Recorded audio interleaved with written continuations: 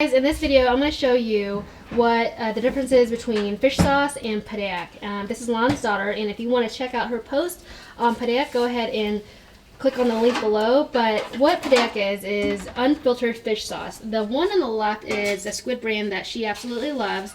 The one on the right in the middle are Padaek, which is unfiltered. And so what you'll find is that with unfiltered, you might get fish chunks in there. Some brands have it, some brands don't. But they're used often in a lot of dishes like larb and papaya salad. So those are the two most common ones that people love to order at Thai restaurants, but this is basically what makes it really authentic Padaek, which is unfiltered fish sauce. So I'm going to go ahead and link to a post that explains all in detail about it. But if you're truly wanting to make papaya salad and a really good version of larb, this is what makes it. The one on the left, again, is a mild fish sauce that we love, but overall, if you want to use Padaek, go ahead and click on the link below, and I'll show you some other images of some other brands that we absolutely love that you will be able to find at your local Asian grocer.